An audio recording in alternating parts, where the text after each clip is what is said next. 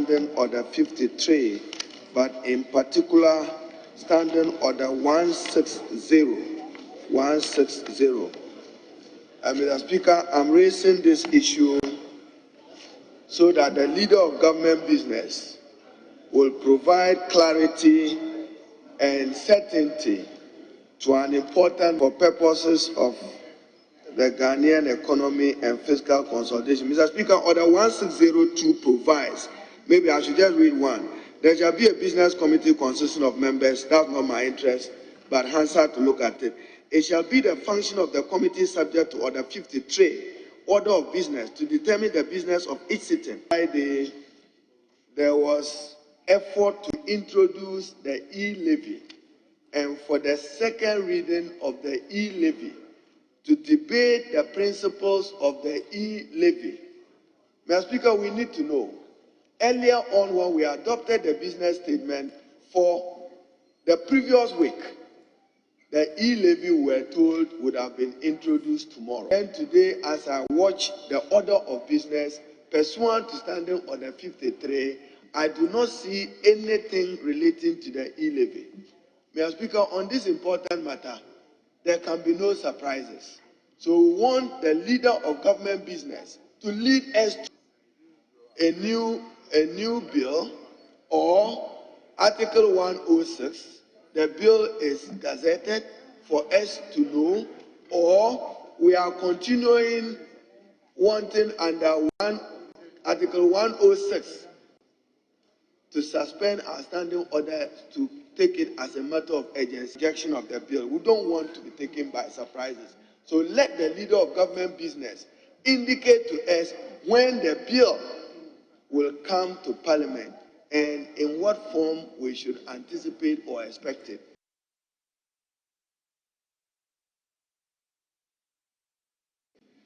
I said, if we're able to conclude the discussions on the way forward for the E-levy, it will be introduced in the House on Friday. If we couldn't finish, then it will come this week. Now, the course of the discussion facilitated the introduction in the House on Friday, which is why I said to us that if we couldn't, then it will come to this week. Mr. Speaker, even before walking in here, the minority leader, who is the ranking member of the Business Committee, asked about the status, and I told him with all emphasis, Mr. Speaker, we on this side want to stand with the Republic to ensure the revitalization of the economy. If people want to see the collapse of the economy, so be it for them. We want to stand with the Republic.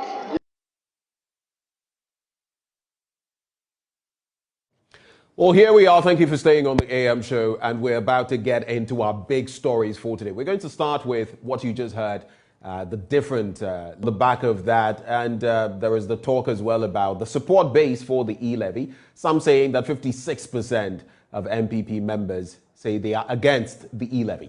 We'll get into the broader discussion. What do we expect on the floor of Parliament, and even the dynamics when it comes to Jechikwe or merely going according to the law. Well, we get into that first bit as we engage Sam George, Member of Parliament for Ningo Prampram. He'll be joining us shortly. We also have joining us in the studio Akufo-Addo on the E-levy. We're also going to be talking about fuel prices going up, the price stabilization levy, deregulation, and more of that. And we shall also talk again about the Speaker's absence, the Right Honourable Alban Sumana Kingsford Bagbin, and how it is going to influence the decisions, the fuel price increments. Duncan Amwa, he's Executive Director for COPEC. Stay with us. So let me say a very good morning to Akufo-Addo, Member of Parliament, Manchia North. Good morning. Good morning. Thank you for joining us. You're most welcome. I like your outfit. You're looking very sharp. African wear. I'm not a suit tie person most often. And however, I mean, our speaker nowadays comes in cloth, headgear, war boots, and the rest. He's trying to access to promote our identity as Africans and Ghanaians. So however, we have already started promoting that when he also got in. So I thank you for like. Oh, so you guys started even before before started proposing this thing about going African and all of that. I mean, yes. I mean, most parliamentarians, you just find boo-boo just as I am in up and down in African Prince zone here and the rest. So is it something you agree with, his stance that historically this is colonial? It is a vestige of colonialism, this whole bit about the attire, and that he's only going to use it when there are ceremonial, occasions during regular sittings of the House? Well, I just don't ascribe to that. You don't ascribe to it? Why? You see, that's a bit of a contradiction, isn't it? No. You say you are all for African attire. By the way, we cannot guarantee that this was coming from.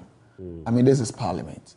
I mean, it's totally a borrowed form that we are using. Yes, we used to have an African setup. You have your chiefs, you have Nananum seated in state, trying to adjudicate of matters, trying to promulgate laws, even from the days of old. Even when you got there, the chief will be in a certain regalia that will differentiate the chief from the other Nananum that are seated. You don't go and find an Omanhene with Duku all in the same attire.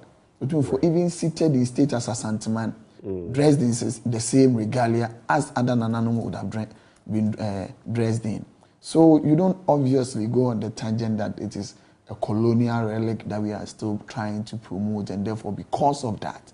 No. He didn't necessarily say because of that, but he says it's one of the reasons, and that we should sell our own. No problem. I mean, selling our own in a different regalia doesn't speak that you are just trying to put a colonial relic on us. You are just being different for who you are. You are the speaker.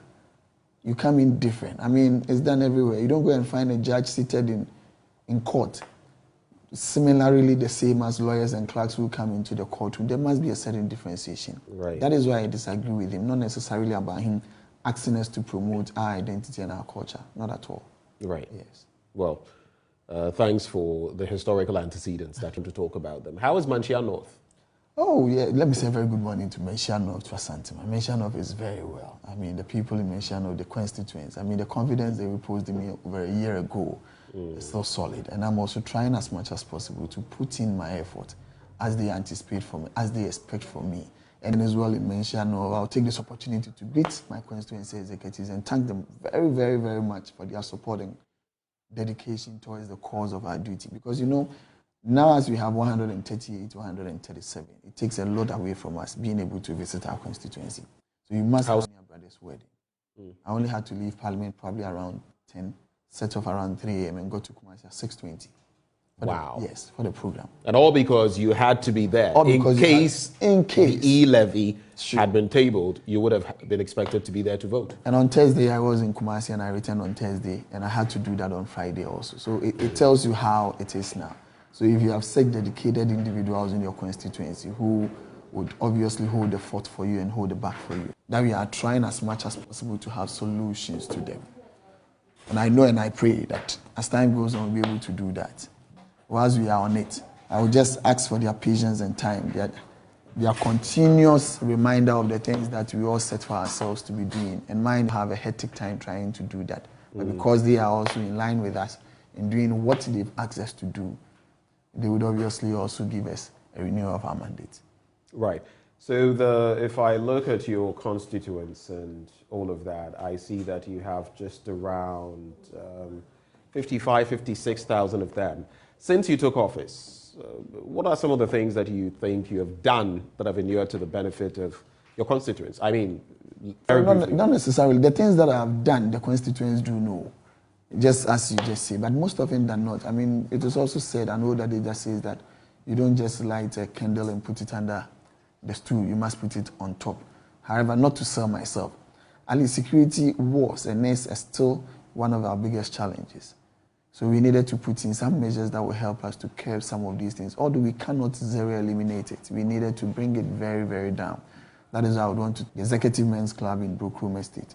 We set up a neighborhood watchdog, which is working, making sure that at least there are people who, at every point in time, making sure that people in the neighborhood are being looked after. We tried as much as possible to light our communities, because the reason is there are some there to also light up these communities, which we've done. Also, I mean, that is what I would want to do. Education is very key. I had a school that was ravaged by a rainstorm last year. Now it's being removed.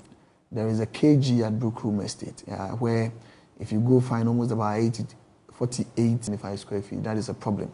Currently, as I speak, construction is ongoing for a modern 2 classroom block with a canteen, with a staff common room, and all auxiliary, and these are playground, modern playground for these school kids. These are things that are going on for the benefit of the individuals in the constituency.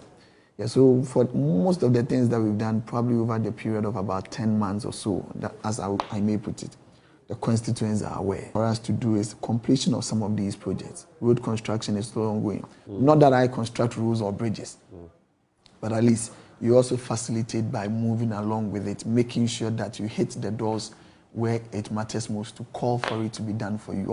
All of these things, the advocacy I'm still doing, making sure that these roads are constructed. But there are still some challenges that I believe, even in the road sector, even in we need almost about 40 classroom blocks now because of the increasing numbers of students in the school, over 3,400. So quite a lot going on Yes. in your constituency, Yes. Manhyia North. Yes. Right. And we pray for even more in that constituency. Even more. Let me come now to the Member of Parliament for Ningo Pram Pram. Turned up late for an event, and he said he was the late Krobeduse. I'm just going to make mention of this because yesterday Al Hassan Suini came through. He was a little tardy, and it almost degenerated into some claims of bias on my part because he was. So I'm hoping that moving forward, some of those things can be avoided. But welcome aboard, Sam George. Thank you very much. Did you sleep well? Quite well. It was okay. You look a bit tired. I am tired. But it's fine. What have you been up to? Take a minute to tell me about how the people of Ningo Pram Pram feel about the E-levy, for example. Well, in all honesty, I would not say that I have held public engagements. Right. But what I've done is had individual conversations. I've had calls from constituents. I've been in the constituency over the weekends, and you have people come to into it. If you accept the E-levy, we'll fight with you.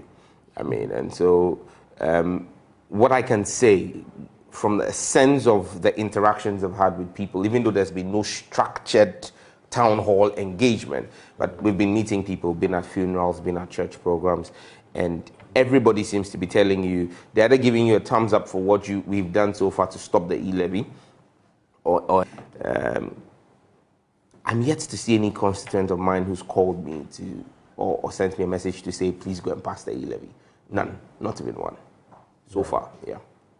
So for you, for that little bracket of analysis, it tells you that your constituents are very firmly, at least those you've spoken with, are very firmly against this. Absolutely, because it is going to affect the way of life of many of those people. Take, for example, this is someone who is a pensioner. His son is working in Accra.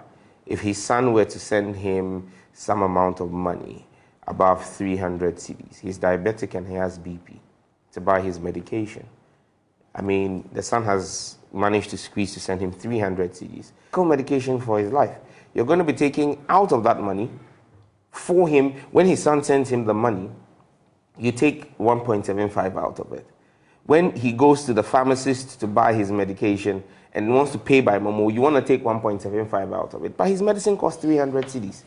So how does he, it means he's going to have to reduce the medication he buys for a month, which is supposed to be 300 cedis. Maybe now he's going to be taking only 25 days worth of medication instead of 30 days because of the 1.75, which is when he's paying the pharmacist another 1.75 on the same money, 3.5%. That is if, so 1.75, of course, now we know Ken Ofori-Atta, finance minister, has been talking about 1.5. But let's even assume it's 1.75. So that's, no, even at 1.5. If he doesn't make the payment from his mobile money, if he has cashed out, he wouldn't have to pay the other 1.75%. Do you get it? Look, at the end of the day, no, pay an extra 1.75. Who says the cashing out is not going to attract 1.5%? I am saying that after cashing out, you mentioned when you are cashing out, yes, but the point is when you are cashing out, there's also a deduction. Every transaction. So that's what I'm saying. So even when he goes to cash out, he's going to pay the 1.5 as well. No, it's the same thing. No, it's the same thing. How is it the same thing?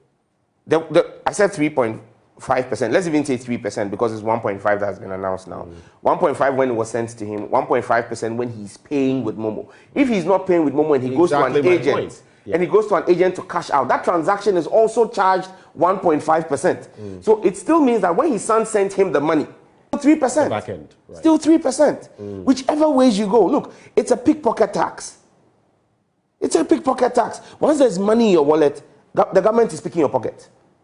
I mean, our government is so desperate. They've resorted to harsh words. I mean, we know when you refer to someone as a pickpocket, you're basically impugning thievery on government. That's what you're saying. But government is stealing from the people. You know that government is stealing from the people. Use our resources. I mean, whose money is government? Tax income, not capital. Right. You tax income, not capital. So tell me how that becomes income. How that is income.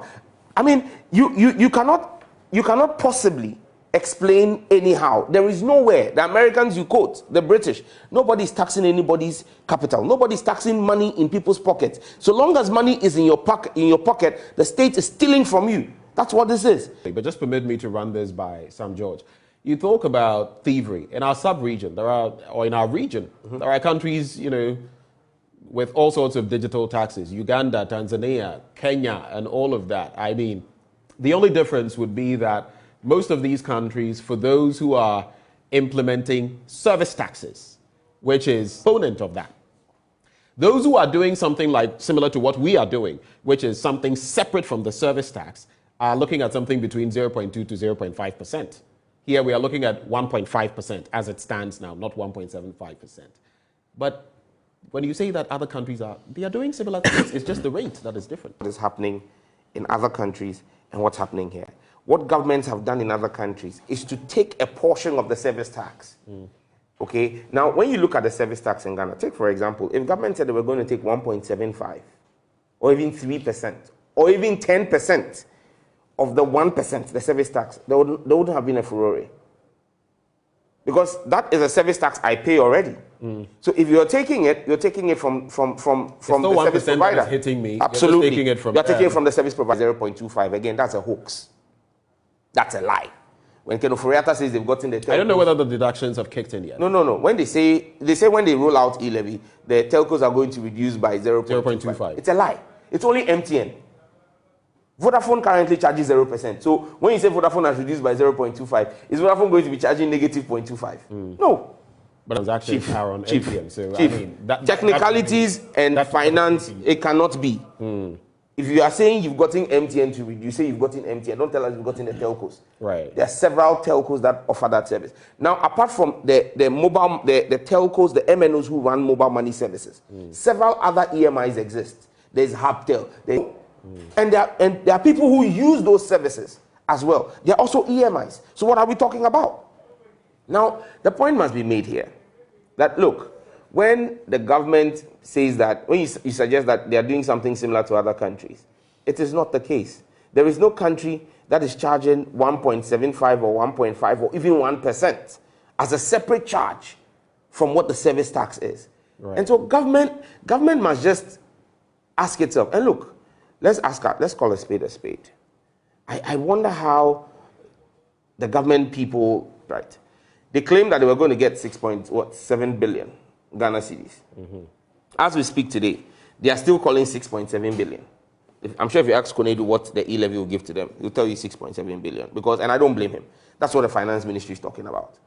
But you see, unless the finance ministry is revising that figure downwards, why? We're already in February. January is gone. When they did projections, it was for the fiscal year January to December. January is gone. When they did the projections that gave them 6.75 billion, it was at a rate of 1.75%. You say you are reducing that rate to 1.5 calculation. That you claim now you are bringing in. Those exemptions would then mean that at this point in time, when you carry out some transactions that you had factored in to make some monies off, to make your 6.9 billion or 6.7 billion will no longer be there. All of those have not been factored in. They're still calling 6.7 billion. So clearly it tells you that even the actuary is wrong. The actuarial science behind this is wrong. Look, it is impossible for anyone to explain to us this E-levy. This E-levy, it's like the way, because as it goes along, as we keep exposing them and exposing the paucity of logic and thinking in the whole policy. They keep refining as they go on. But clearly there was no clear thought process on the implementation of this policy. Indeed, digital taxes across the continent that are not being applied on the service charge. And here is what I meant. So there are those implementing between 0.5% and 1%. And most of the countries with a rate above 1% have the rate applied on the service fees, like I was mentioning. There are countries which are implementing a rate between 0.2 and 5%, and those are being applied on the transaction. Which countries are this? Which countries are this? Mention the countries. I'll give you some of them shortly, because I know Uganda, for example, has its own issue. You know, Uganda started with a 1%. Mm-hmm. And what happened? Oh, that story is there. After some months, no, what happened? They had to go down to 0.5. Because even in fact, a quarter of those who were using it dropped. Because it dropped, not a quarter, it dropped in the first 3 months, it dropped by 80%. Well, that is another statistic. 80%. That is what caused the drop from 1% to 0.25. That saw it rise back again to somewhere around 55% of its original usage. But it dropped in the first 3 months by 80%. But at least the statistics the are point there. is that they implemented it. And what happened? And that is what I'm saying. No, so we can talk about the after effects. Is it not foolishness? We can talk wait. We can talk about the after effects. Is it not foolishness for you to want to do something that you see someone else has done that failed, and you want to do the same thing? Sam George, I can concur with you in the after fact, but the point is that you were asking me, did another country do it? The answer is yes. No, and they did it. What happened? Let's go to... That's not what the case is today. Is Uganda charging 1% today? They are not. So... But the point is that they did. So our case is unique. We are talking about current things. Let's bring in Akufo-Addo, Member of Parliament for Manhyia North, and let me start from this angle. It's an interesting, a curious thought that came to my mind. This E-levy.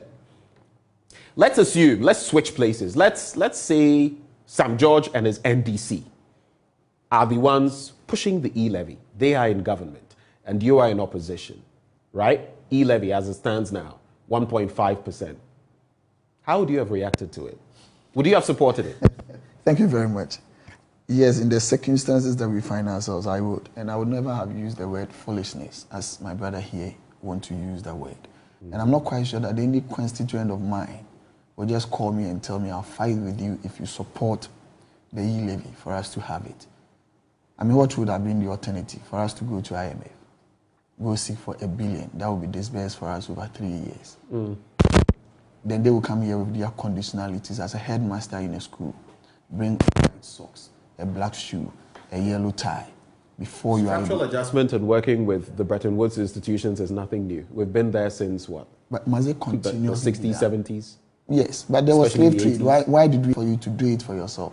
Rather than believe that has been done over and over and over years. So what is the big deal? Let's continuously be under structural adjustment. I mean, yes, must we go to the IMF for extended credit facility? Whilst we probably can do what they will be giving to us, giving us all those conditionalities.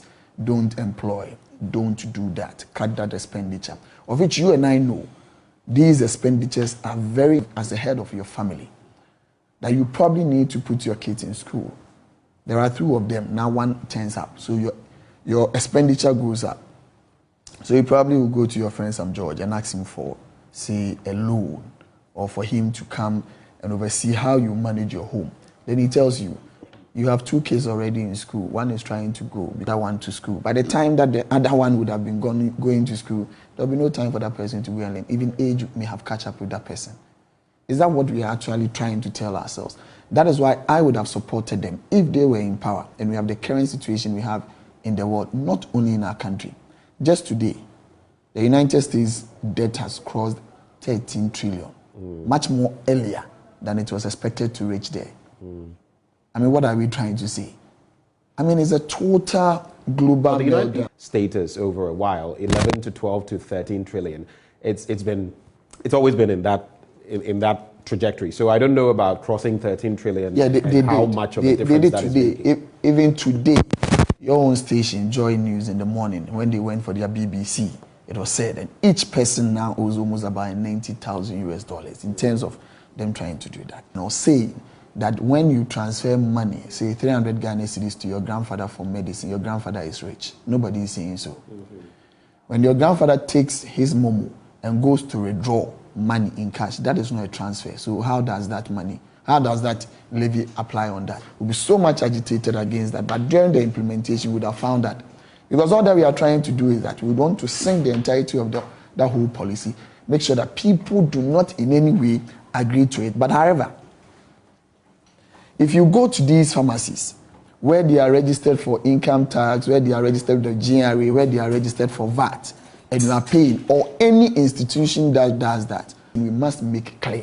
And it is. Even if when you go to restaurants that are registered to accept, that they call specialized merchants, that receive E-levy, who are registered with GRA for income tax and all of those things, you are not going to pay E-levy on them. When we are even paying to people, even online, and those individuals that we are going to receive, and we are still talking about 6.9 billion or whatever, the initial projection that we were all talking about was the 6.9, bearing in mind that it would have kickstarted the implementation of the budget. As we go along and we continuously engage, some will be taken out, others will be taken. The reality will be when there is a clear-cut amount that we are going to charge. Of all of these figures will come. How do anybody come out now, in the midst of all of these negotiations, trying to bring the percentage down, even some advocating for us to increase the base as from, say, 100 to 300, be able to tell you in the midst of all of these things that we are going to get 4.3, 1.2? No. You will stick by the original amount to tell people that this is how much we are going to rake in as a country. As you all see, the initial inertia in people would ordinarily even reduce maybe the transfer that people would do and their engagement with these mobile money transactions and the rest. So all of these things, that is why at every point in time where there are policies and the rest, even projects, the calls for review in all of these matters. So it is not necessarily about anybody trying to still stick by the 6.9 billion that we are talking about. You talked about some African countries who have implemented E-levy and the fact that some of these African countries, in the rollout of it, they reduce all of these things, have done. That was bad for them, and necessarily, or did not go well for them, means that each and every individual necessarily would also face the same fate. One, why? I sitting here, if you give me chloroquine, even if you add the Piriton or whatever and whatever, I'll still itch. I'm not quite sure. Even my junior brother doesn't itch. It doesn't mean that chloroquine necessarily is not good for anybody. We are only talking about us. Now, we are in some sort of an economic death of COVID, but necessarily, my brother, it is not that we would want to rely on COVID, but that is the situation. You and I know that over a period of 2 years. I posed this question to Dr. Stephen Amwa yesterday. I'll pose it to you as well. If you had to quantify the impact COVID has had on our economy, what would you say?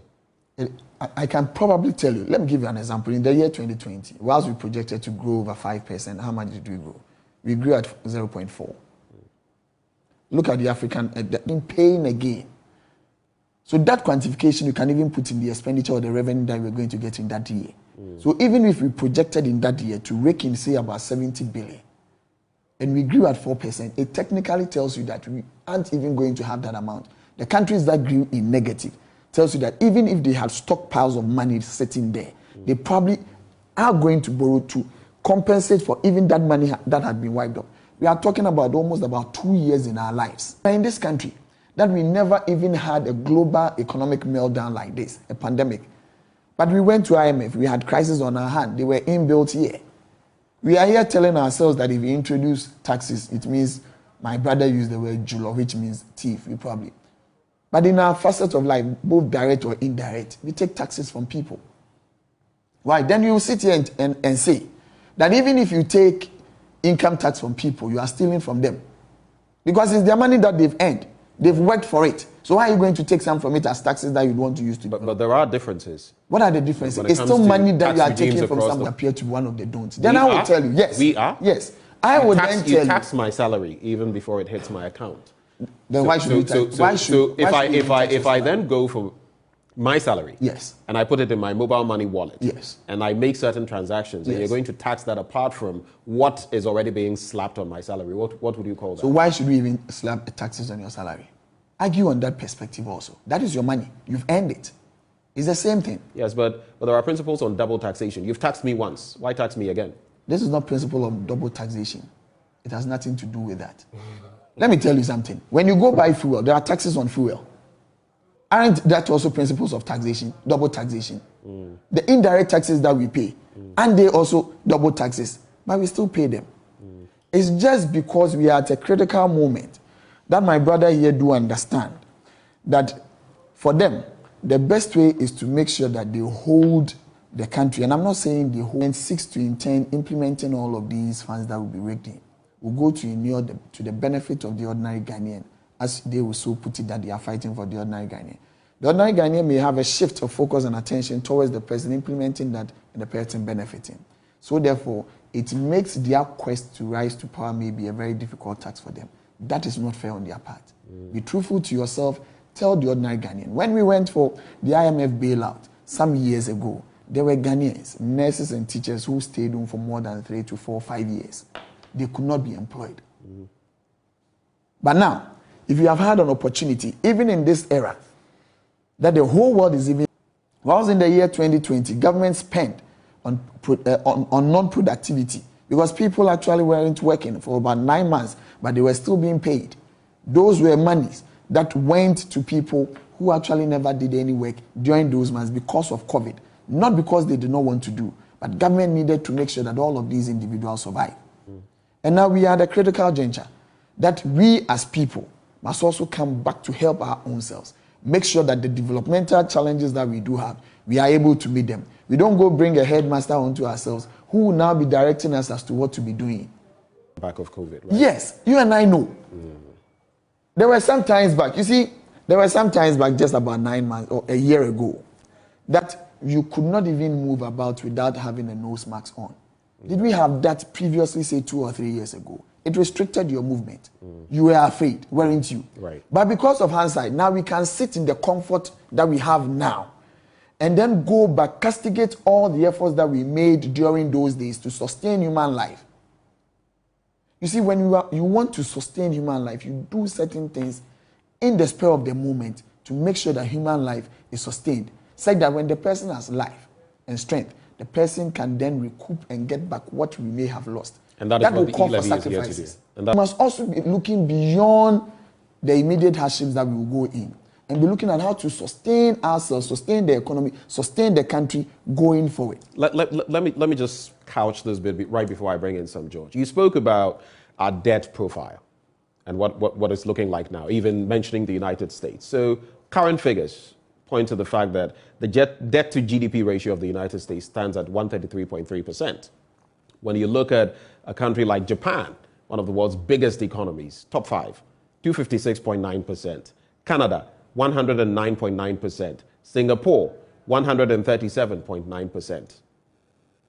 But can we rub shoulders on any level, economically speaking, with these countries, though they have these gargantuan debts? We, of course, are hovering somewhere around 83.5%. So when you country like the US, we all know about the borrowing of a country like the United States or even Japan.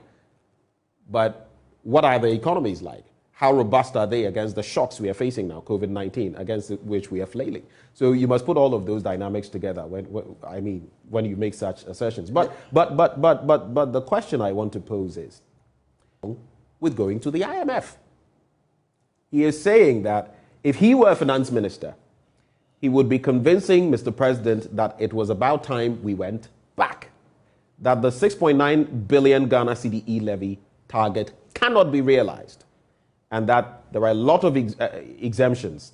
In his estimation, the maximum amount we can get from it is 5, will ensure some stability, and we're going to get some $3 billion. How do you react to that? That is why he's not a finance minister. But he has been a don in your finance setup in this very administration. Let me ask you a very simple. When he was the chairman of the finance committee, and the NDC took us to IMF, and he came in, what did he say? He says our time at the IMF was a waste of time. That the NDC took us to the IMF. That is why he's not a finance minister. I mean, we always would want to have what I may term as an easy comfort zone. What is he talking about? Nobody is saying that now that we've even passed January, the transactions in January that we anticipate us raking in about 5 billion, approximately, let me put it, say, is about $1 billion. He's talking about how much are we going to get from the IMF. Can he estimate and even say authoritatively that if we go to IMF, we are going to get that 3 billion? And for how many years are they going to disburse $3 billion to us. Over a period of time, we are talking about that 5 billion or that 6 billion, equivalent to 1 billion in a year. So approximately is the same thing. Now you go to them. I gave you the example of you being the head of your household. You go to your brother Sam George, he comes to sit in your home, even direct as to how you even send your kids to school, how you even must climb your bed. At the end of the day, whilst you can cut on some expenditures that you do, fair deal, whilst you can internally reduce certain things and generate some revenue that you probably may use the same way that those monies that would have been given to you, but without the conditionalities that will bring hash, are also suffering. These are the same individuals who also have that. Why can't we as people? Okay. Let me just say this. Let us believe in ourselves for once. If not for anything, our first president, Osajefo, said the black man is capable of managing his own affairs. Our president, His Excellency Nana Addo Dankwa Akufo-Addo, said, and I would want to say it as he said, yet his council come there. Let me tell you why. There are so many things. Yes. And I would sitting on money. Yes. No longer yes. I would want to tell you why. There have been so many things that we've done now that weren't done then. Right. Secondly, in all of those social interventions and social goods and services that we are providing, without taking some out. Right. That tells you, see, a Tiskaso. We are making use of what we made have. in that respect. Let me come to Sam George, and I'm going to give you ample time to also react to some of the things that he has said. And my question to you would be, do you side with Dr. Esibe Yeboah on this when he says, and we have had a lot of IMF regimes in this country back to back, even under your administration. Do you side with him? Is that the way to go rather than what you people have called the killer E-levy tax? Just before I address that, just to handle a few things he said. First and foremost, let's put it on record that it is incorrect to suggest that when we went into the IMF, under the last IMF program, the NDC went into essential services were exempted. And those were doctors, teachers, and nurses. And we did have postings of those persons. So that's the first point that I need to make. That was incorrect as he put it out. Again, he says that if we go into an IMF program, it's going to be difficult for us to do recruitment. But I thought the finance minister, who is the exchequer, who controls the purse, recently just told us that the public service is full. And that for any recruitment into the public service. So what are you talking about when it comes to recruitment of people? Now, we are where we are not because of COVID. We are where we are because of the mismanagement of the economy. You ask them to put a value on COVID. And that's one thing we've been asking for in Parliament. They're unable to. We're saying to them, let us know what the government expenditure, complete expenditure on COVID, has $100 million. Can we see at how much did you buy each one? We want to do an audit of this. They're refusing to show us the figures. But what we know is that for COVID, you talk about what COVID did to you in terms of losses. You're not talking about what it did for you in terms of gain. You got $1 billion from the same IMF. Free money. 1 billion COVID relief, US dollars. You got another 1 billion in special drawing rights from the same IMF. In fact, in this year's budget, you talk as if going to an IMF program, $750 million as part of their SDR, special drawing rights. You are taking $750 million. Last year, it took $250 million. 1 billion. So what are you talking about? You are effectively in an IMF program. You are just refusing to admit it. Okay? You took 10 billion. You borrowed 10 billion Ghana cedis from the Central Bank of Ghana because of COVID. You went into our heritage fund, our stabilization fund, and took $270 million.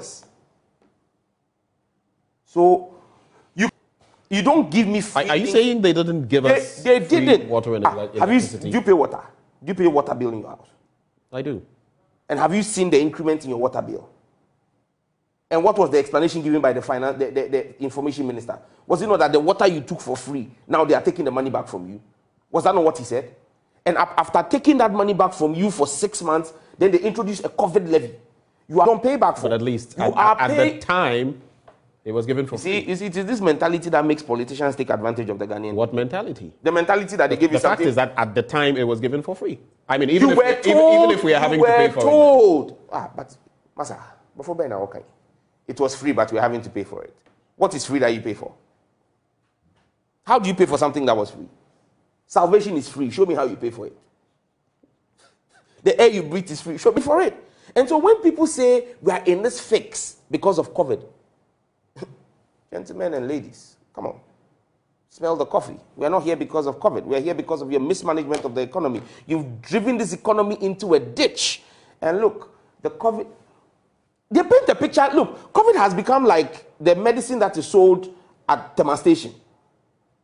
It fixes infertility, fixes high blood pressure, fixes... No. What is wrong? No, look, we can't tone down. It is going to affect my pocket, so I should tone down. What is wrong with the government we voted for? We have to ask them. What is wrong with them? In the budget, you told us that your revenue estimations are going to come to 130 billion Ghana cedis. Right. E-levy is supposed to be 6.7 or 6.9 billion. Right. Out of 130 billion. And they're painting a picture that if they don't have that 6.9 billion, they table with the government and said, look, is your problem revenue? And we heard President Akufo-Addo yesterday say the problem was revenue gaps. Is the problem revenue? Okay, that's fine. 6.9 billion. We will help you raise 10 billion, not even 6.9 billion. And we have shown them how to raise 10 billion without introducing an e-levy. They said they don't want to hear it. Is it because the e-levy is yet another create, loot, and share?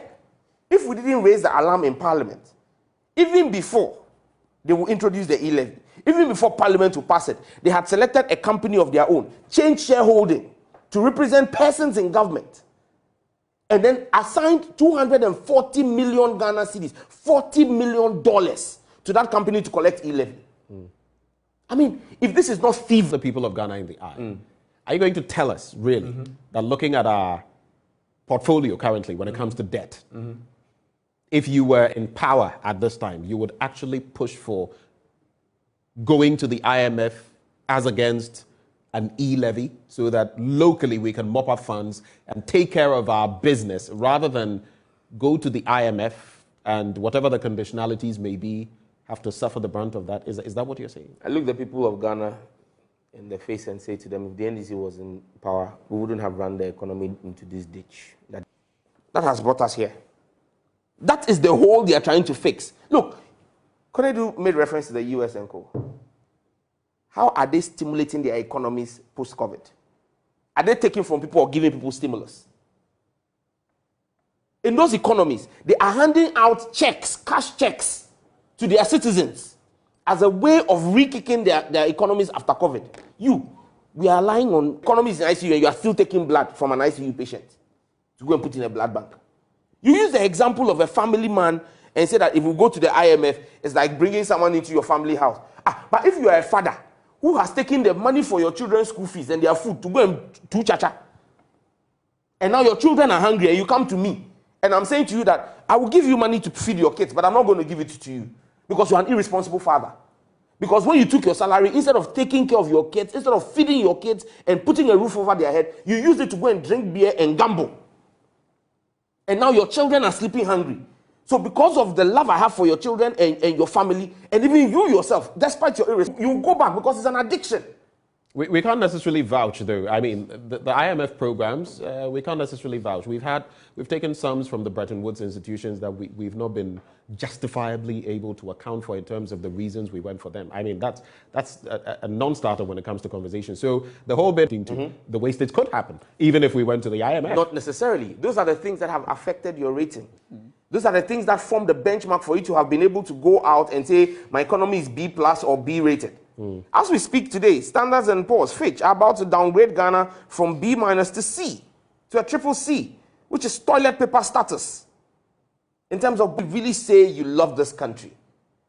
If you say you love this country, and look, people say the MPP is afraid of going to IMF because of the political damage it may do to them. It is not about whatever Sam George or any NDC communicator will come and say the things Bawumia said.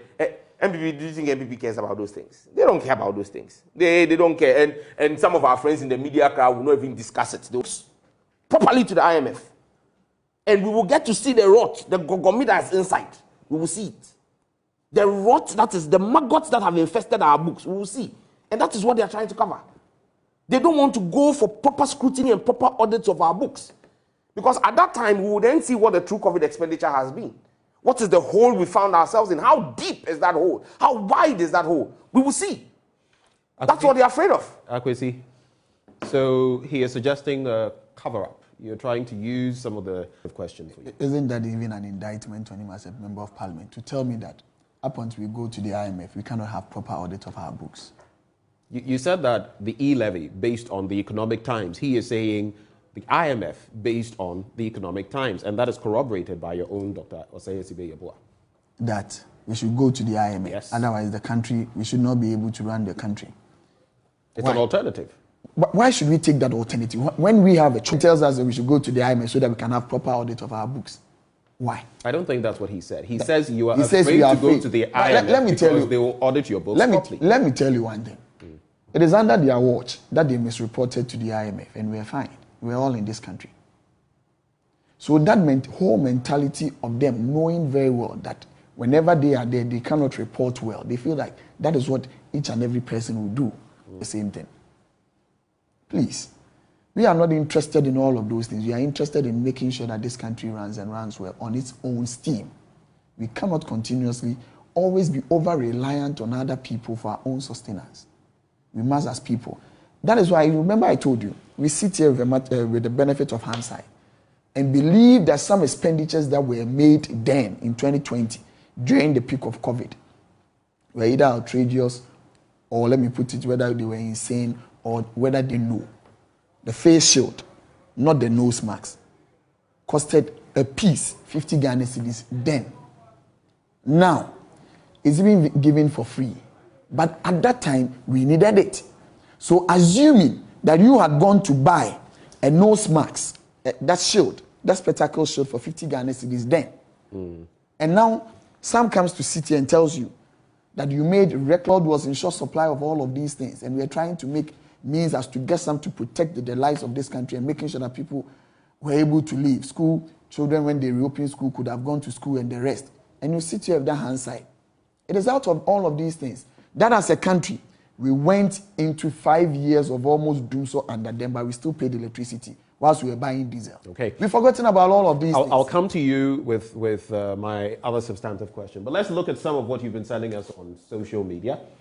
Pace Creek says, watching live from Italy, Akufo, my worry is that the same government collapsed all the savings and loans companies, denying all the market women and rural folk the opportunity to bank. Let's ask ourselves how much financial transactions took place daily in the savings and loans companies. In the past, all those transactions are now taking place through the Momo platform. The rise of the Momo transactions platform is due to the collapse of the savings and loans companies by the same government. Okay, Cecil says, please, if you apply the threshold of the E-levy to your discussions, you will realize how unrealistic your scenarios are. And he's tagging you, Sam George. The concept is that if you can spend 100 Ghana cedis every... Okay, so that is a thought from Cecil. Aminu sends in a comment that I can't see fully.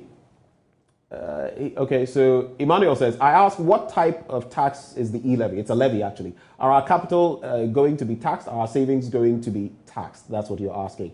Which implementation of tax ends up collapsing jobs? And you are here supporting this. That's It's Dignity, GH, sending in that message. Asante says, the only reason Ghana is attractive now is the peace we have. If they try to impose things on us and we lose it, we won't know how to ever get up. Pray for Ghana. Let's protect our peace by all means. Hashtag AM Show. Masaudu says, we don't support it today, tomorrow, and a billion years to come. Period. Hashtag AM Show. We've already read Cecil's comment. Okay, so he says again, maybe we can just go back to Cecil's other comment. Apparently, he had sent in one earlier. I would like to ask Sam George, is he saying Ghanaians have paid for all the water they used when the government asked for no payment? Okay, so I'm sure Sam George would answer that when we get back to it. Next one. Banse says, it's true, but you people can't be trusted. I mean, the NDC, you'll be shouting E-levy won't be passed, but in case Akufo-Addo and his subordinates pass it, when you... Well, quite a point, because the MPP also came in and worked on that. So quite a number of things. Just a quick one in here. Make it very snappy because it's on the back of some of the comments we've had. Guinea-Bissau nearly fell. I'm sure you followed that situation. A lot of our West African neighbors have fallen to coup d'etats. And this person is suggesting that the economic instability, which runs through, is becoming a problem. And if we are not careful, we could suffer if we impose things on the people. What do you think? What do you make of it? Let me say. when you talk about economic instability and It is what justifies. That is what they that use is to justify. So then then you ask that when they use that to justify and they come, are they able to bring economic prosperity? Are they able to bring that? I mean, you see, when you have a bunch of people who would ordinarily buy their own cells because of what they would want to achieve for themselves in a certain amount that they believe they are not getting, and they would want to blame an establishment or the rest. We've gone through that before. And let us ask ourselves if that really helped us. That is why I initially said that if we as a people cannot take our destiny into our own hands, when you give birth to a child from a year old, that probably, even if nowadays that kids go to school very early, a year old, to about 22 years, that a person may finish a tertiary school, that a person can become employable. You spend on that person with the hope and anticipation that in the future, when you are down, he would then or she would then come to take over. And let us believe that all that we are doing through all of these things and the sacrifices that we are going to make, that is why we say is a sacrifice. Because we are going to pull out something that we ordinarily would have had for ourselves towards national building, nation building, towards our own future as a people. My brother here talked about the American doling out checks to people, but he forgot to say where other countries, people during COVID and lockdown were asked to take out of their pension to spend. Like for instance, if it was to be in Ghana, they would have asked to go to SNATE. SNATE would have reduced some of the amount, the lump sum that you take home when you are 60 years to spend today. That did not happen in this country. This country continuously paid people and even paid their SNATE. When there was no COVID and people were actually even working, that you took SNATE contributions out of their salary, those amounts were not paid for a period. You and I were in this country that all of these agitations went on. But when His Excellency and the NPP party came to power, he is in the best position and his party is in the best position to have come to help us. He talks about mismanagement, but he doesn't talk about what happened when COVID came in. He talks about water, that we were asked to enjoy free water, but now we are paying for it because of whatever he believes that it is a matter for us to use that to recoup. But the ordinary Ghanaian out there, if at that time, assuming, without admitting, that we are being made to pay today, all of those protocols that came from the people that you'd want us to take our country back in a different dimension, that one was from World Health Organization, that was in health. Right. Now you'd want us to go to IMF. Right. All of it came that we needed to do something. If people were not given free water then, could we have even be able to pull through some of the things that we did at that time? And assuming that people were asked to even buy at that time, even at the rates that we were buying at that time, and they were not working. Because you know that even our mothers who go to market and ply their trade as petty traders could not do that. They lost revenue at that time. The country and the government saw it prudent to make sure that we contain lives and make sure that we prosper. But we are now here. Let's move the conversation. Tell us the best alternative that you may have bring It's interesting. So just to scrape past the E-levy, I want to touch on something brief before we get to the speakership and what the Right Honourable's absence is going to mean. But Global Info Analytics put together a piece which points to the fact that 56% of self-confessed NPP members are against this E-levy policy. 86% of self-confessed NDC supporters are also against it. On average, 73% are saying no. And of course, I don't know whether it paints a picture for you and for you, Sam George, as well. But I just want your brief take on this. What is happening to the Asin North Member of Parliament, the Supreme Court and its directive for the summons to be served on him and all of that? Do you feel it is a political witch hunt just to reduce your numbers in Parliament?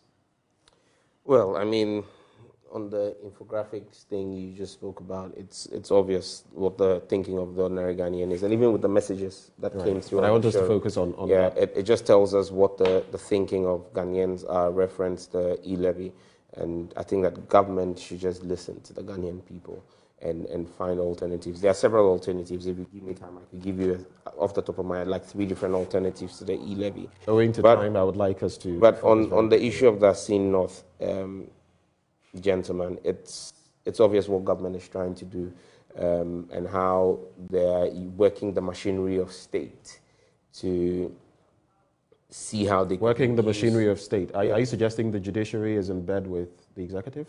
the judiciary just the said judiciary is part of the state.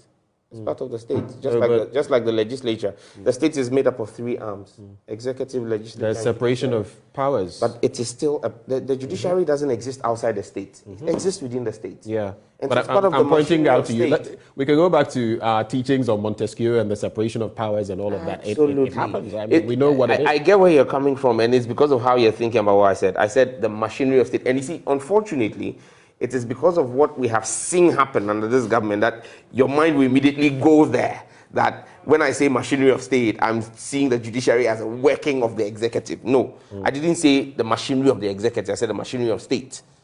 The executive, the judiciary, the legislature, all arms of the state, and they are all part of the machinery of the state. I'm just saying that it is sad to see how these blatant, overt steps are being taken to seek to reduce the NDC's numbers in Parliament. I mean, the very same people who say they are trying to build consensus are going after members of the minority, Collins Dauda, Atufosin. I mean, that's not gentleman, the Jomoro MP. If wrong is done, must the law not kick in? Wrong? The MPs who benefited from the shooting and killing of people during the killing of the last 8. What are we saying? Why is the state not prosecuting the case in Techiman, for example, where people were killed? Why is the state not prosecuting that? So, you see, to be non-partisan, it is partisan. The law will take its course. The law justices, the law resides in their bosom. But they must bear in mind that the judiciary remains the last bastion of hope for the ordinary people. And when the ordinary people begin to lose faith and trust in the judiciary, that justice can be served there, it is inimical to our survival as a democracy and as a state. Okay? When people think and have that opinion and that mindset that you have a unanimous FC playing some football there, and things you can't get justice in our courts anymore, it becomes problematic. And so we hope and pray that the Lord Justices would dispense justice. And justice ought to be fair. And that's all we'll say. But whatever the case is, the NDC stands united. We stand behind our comrade Alex Kwesen, and we know that we will pull through. Let's quickly talk about fuel prices and that was the last bite on the E-levy. Not the E-levy. At least on the point about 30 seconds. 30 seconds. And about the 30 seconds, my brother. One. I mean, I'm sad when my brother speaks the way he speaks. This matter has been my speech should make you happy. This matter has been going high courts, the appeals court, the Supreme Court, and the rest. And if you sit here and you start lambasting them under the caveat of trying to be, it should be seen that justice is being done. I remember the words that was used by the minority leader on the very night that the issue started. He said, he is a full-grown man who would want to take a decision for himself. Whether the courts have served him an injunction or not, let him bear his own cross after that. Give him an opportunity. He understands what he is doing. And now you sit here, and you see the problem that we have as a people is one of these things. He used the word, we want to build consensus, but we are prosecuting people. Must crime be left out just because that now you hold 137 and you want to use that to hold government in ransom? So when people may even have done wrong, let the court decide.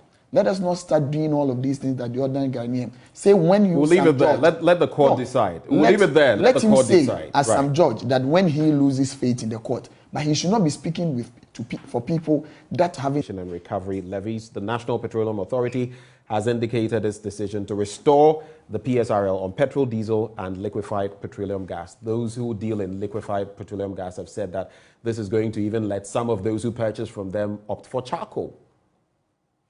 It appears you are heaping, back-to-back levies here, taxes there, price shoot-ups everywhere. Akwesi, how do you expect ordinary Ghanaians to react to this? It is not that we are heaping taxes or we are trying to pile up. This was a tax that was suspended. Yes. Yes. And it's close to January. Yes, close to January. And it has been reintroduced. All because at that time, prices were going up and the rest, and we needed to just table it somewhere.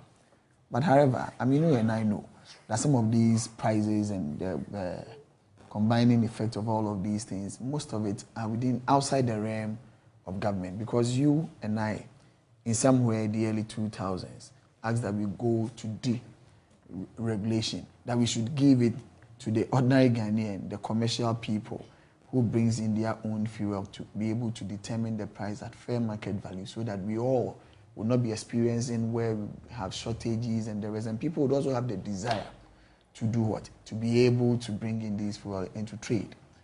And when we gave that opportunity to people, you and I know it's a matter of demand and supply. They go out there, they buy at the rate that is on the market to bring it in. It's a price or a levy that was suspended that have been brought back. We know that it has increased prices. As we all talk about it and consult ourselves, probably there are going to be other areas that we are going to take off from, so that we'll be able to stabilize the prices down for the ordinary Ghanaian and ourselves to benefit from. Right. Sam George, a minute and a half on that. When the MPP said they were breaking the 8, Ghanaians thought they were talking about elections. They're talking about fuel prices. We all know they were talking about elections. Oh, please. They're talking about fuel prices. The fuel prices are going to break the 8. Even before the end of this year, they will break the 8 with the fuel prices. At the rate at which we are going. We will not even celebrate Easter, and we'll break the 8. You get it? This is, and look, me, fuel politics, thanks to John Mahama. Fuel stopped being a political issue when he completed the deregulation of the fuel sector in 2014, 2015. You understand me? But they played politics with it. If I'm going to use their marking scheme to mark them, then this is as a result of your poor mismanagement. But why is fuel price going up like this? It's forex depreciations. Because on the world market, the price has largely been stable. It's gone up recently by just $7 per barrel. Only $7 per barrel. Okay? It's gone up, it's dropped. We've seen the world market price drop by even $10 per barrel. It didn't reflect here. Why? The problem of fuel pricing in Ghana is one, the raft of taxes, which both parties are guilty of. Both parties are guilty of. But the problem of our fuel prices today is the cedi. It is the depreciation of the cedi, because the importers are buying it with dollars. And every day, you've forgotten that in this country, I'm sure you've even forgotten, in this country, we set up a whole team, a football team, so a management team to manage the depreciation of the cedi. They failed. Franklin Kwadwo was part of that team, said they failed. Today, what is the dollar? Yesterday, people put it out. Dollar is like 6.5. When they took over, it was like 4.1. It is the depreciation of our cedi that is affecting the fuel prices. Dr. Baumia and his economic management team have failed us. They said they arrested the cedi. He sat in this studio, this studio, and said he had arrested the studio and the dollar and given the keys to the IGP. Between this studio and the police headquarters, I suspect you pickpocketed the pocket of Dr. Baumia, took the dollar and released the dollar. The dollar no naje gone. The dollar is dancing skelewu on the cedi's head. When you have the NDC and the MPP in the studio. Anyway, this is where we're going to have to draw the curtains on this conversation. But thank you very much, gentlemen, for coming. Sam George, Member of Parliament for Ningo Pram Pram. Akufo-Addo, Member of Parliament for Manhyia North. Right before I go, Akufo, do you think the Speaker's departure will affect you guys in any way on the E-levy? Just give me a yes or no answer. Oh, yes. It will? Yes. All right. And it's even affecting the whole country, not only the E-levy. Thank you. Because for any crucial decision that we're taking, our brothers would want to have their 137, we have your 138 to pass. And if the Speaker is not in, thank you. And because they would not also want to give a proper interpretation of Article 1046. On Friday, did they have their 138? Get your 138 first. Well, something big is actually coming your way. The way you listen to multimedia's radio stations is about to change. Are you ready for it? If you're using a smartphone running on Android, just activate your Google Assistant now and get ready to ask multimedia for a whole new experience. To do this, look for the Google app on your phone. It's the multicolored letter G. Open it and press your display photo or initials on the top right to go to Settings, find Hey Google and Voice Match and open it. Make sure Hey Google is enabled by tapping on the switch until it turns blue. You may have to record your voice so your Google Assistant can identify you anytime you speak. Now you're ready to ask multimedia. The gentlemen are still chatting away in the studio, but their microphones are off. It's always been a pleasure coming your way. My name is Benjamin Akakpo. This is the AM show. And the guests once more, Akufo-Addo, Member of Parliament, Manhyia North, and Sam George, Member of Parliament, Ningo Pram Pram. We have the news coming your way at 10 and at midday. Do stay with us for the rest of our programming. Lovely day to you.